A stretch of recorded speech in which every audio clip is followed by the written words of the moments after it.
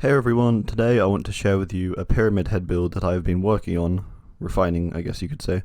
The original idea was to create a build for pyramid head that was entirely silent, as in you never hear my terror radius while I'm playing. There were some obvious options for perks like Insidious, but I really wanted this build to be silent and mobile and not so much standing still. I just don't think that's very interesting. Whereas a killer who could be silent and move is far more deadly. So I started with this. First off, add-ons. I put on the Obsidian Goblet. The Obsidian Goblet makes you undetectable when walking in a Rites of Judgment trail. So the goal with this was to basically become like a monorail train and walk only on my judgment paths in hope to remain silent. Paired with this, I put on the Mannequin Foot, which makes these trails last longer in the trial. So basically this would mean I wouldn't have to worry about a path suddenly disappearing. Trail of Torment was my first perk, a teachable of pyramid heads. It made sense. You kick a generator and you become undetectable for 16 seconds. That's a quick and easy way to become silent. So I decided to put this on to continue my silence even when I wasn't walking on a trail. Deathbound was next, another perk native to Pyramid Head. This perk works when two survivors heal each other 32 meters away from me. The person who healed will then be oblivious if they are out of a 60-meter range from the survivor they healed. This perk relies on splitting people up, but could work if I used it effectively. Next, Nemesis, a perk that makes new obsessions oblivious. So the goal with this would be to attempt to change obsessions as frequently as possible, as to make a new person oblivious each time. I did this with use of my fourth perk, Furtive Chase. Furtive Chase reduces your terror radius in a chase each time the obsession is hooked. It also switches obsessions based off who saved the previous obsession. A perfect combo with Nemesis, which requires me to constantly change obsession. So I jumped into a game.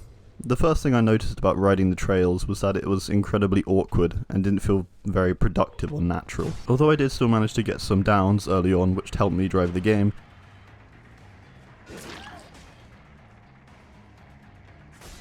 Deathbound also began to proc as I managed to get more survivors injured. However, I kept feeling like I wasn't being that sneaky. I kept getting into regular chases and that wasn't what I wanted. In due time, and a long way through the game, I combined the Trails, Nemesis, Furtive Chase, and Trail of Torment all at once and managed to get a double locker grab. This is the kind of thing I wanted out of this build, to grab unexpectedly.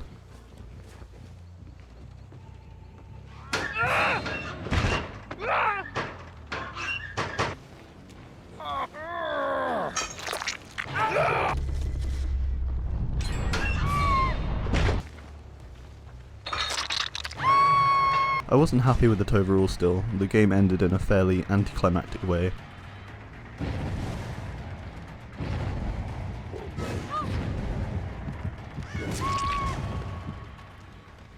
Although I did manage to kill 3 survivors.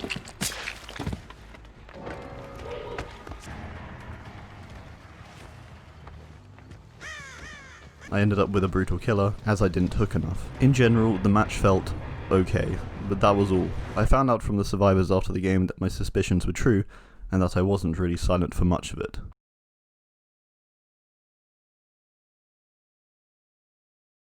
We had a long talk and they suggested perks such as Tinkerer, Insidious, and Dark Devotion. They also pointed out that I had barely any gen control and needed a perk to help me out with generators. I decided for my second iteration of the build, I would trade out Deathbound as well as Furtive Chase. Mostly because I hadn't leveled it, so I thought Nemesis would remain more viable. The 2 new perks I chose were Dark Devotion, which applies my terror radius onto the obsession once I hit them, making it easy for me to sneak up on survivors as long as the obsession remains away from me. And second, Huntress Lullaby, mostly because it makes skill checks silent, and I thought this was a cool tie-in for a silent build.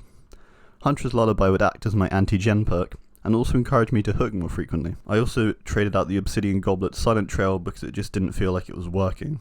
I instead decided I would use a range add-on and a recharge add-on.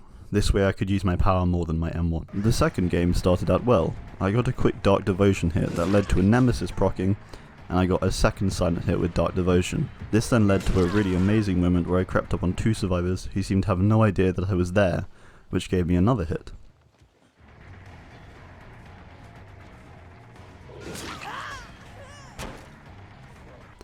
The only issue was that I was trying too hard to be sneaky, and as a result I was not committing to chases.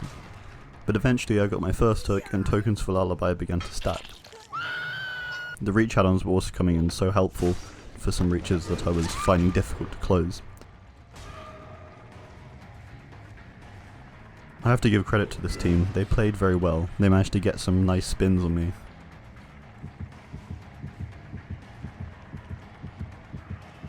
I got more lullaby tokens and someone DC'd. Trail of Torment let me quickly sneak up on someone getting my totem. Despite this, the rest of the survivors found it and they managed to break it. The game ended with 2 generators remaining, and with me getting a 3k with 1 DC.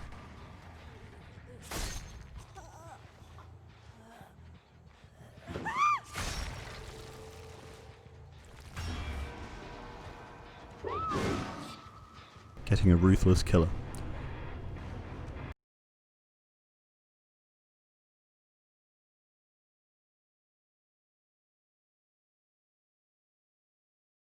Despite the game going well, it turned out that the people I played against could still hear me most of the time, even though this game felt far sneakier than the first. So, back to the drawing board. I decided I would keep the range add-ons, as they seemed to be working effectively, and now I would switch in Insidious instead of Nemesis. Maybe we use Insidious and it actually works, despite my beliefs against it. Maybe it's just the key ingredient to the stealth when the other perks aren't active. I went into game 3 and I could instantly feel that I was playing poorly. The survivors knew exactly what I was doing, how I was backpedaling and whatnot.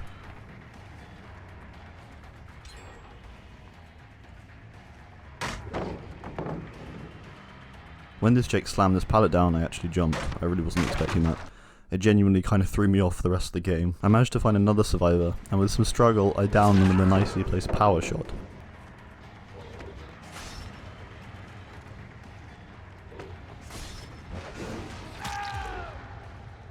This was followed by wandering around and being a bit confused, as I'd had a slower start, and 2 gens had already gone by. Oh yeah, and my lullaby totem got destroyed like instantly too. I managed to get a quick down on Jeff.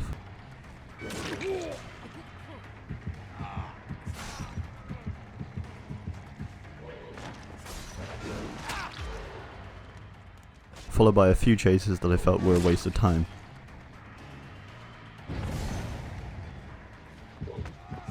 I then attempted to use Insidious. I don't know if I didn't stay still for long enough, but it didn't seem to want to proc. I tried it elsewhere and it worked, but I didn't see anyone, so it didn't really work, I guess.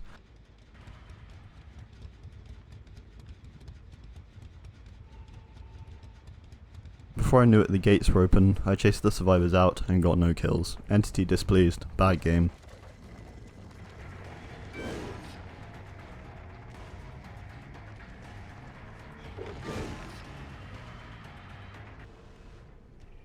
Despite this, the survivors said that I was somewhat silent, although not that much. But this may have simply been because I played poorly so they didn't hear me.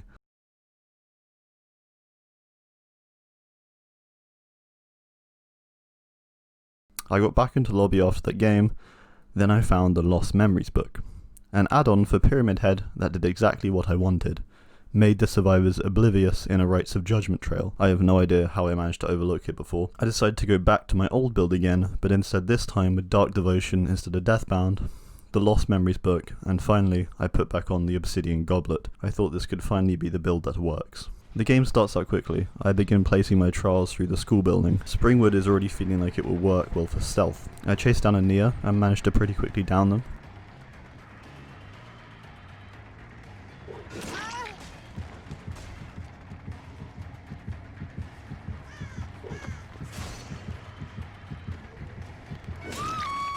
Next I chase a Jane near the hook, who I once again promptly chase and manage to down, also placing trails as I go.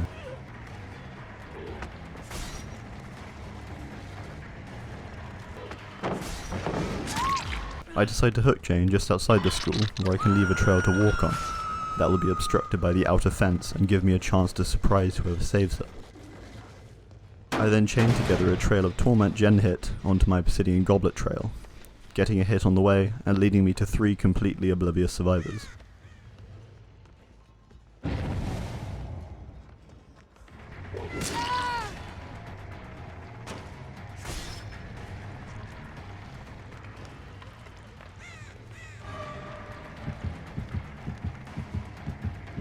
I then down the obsession and get Dark Devotion and more obliviousness as I sneak up onto a David who has no idea I'm there.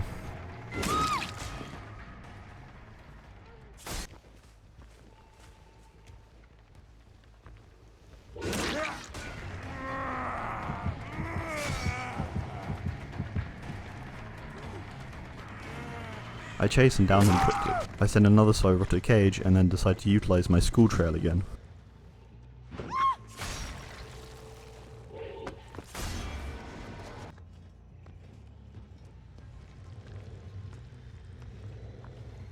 It doesn't work as well, but it's still partially effective, getting me close to the survivors.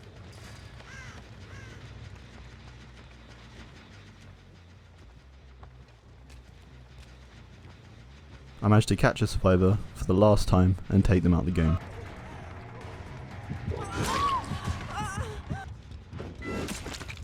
Despite this, the gens are completed, but I did manage to link together a huge trail that reaches between both exit gates. It's very effective, although I'm too late and there are too many survivors left.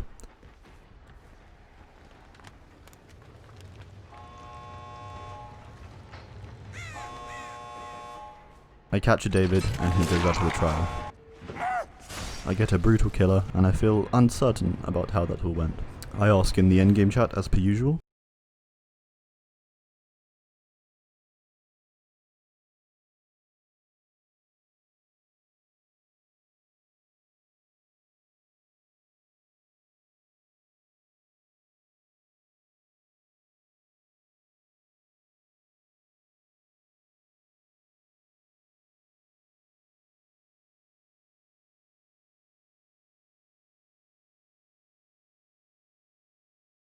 And by some miracle the build works.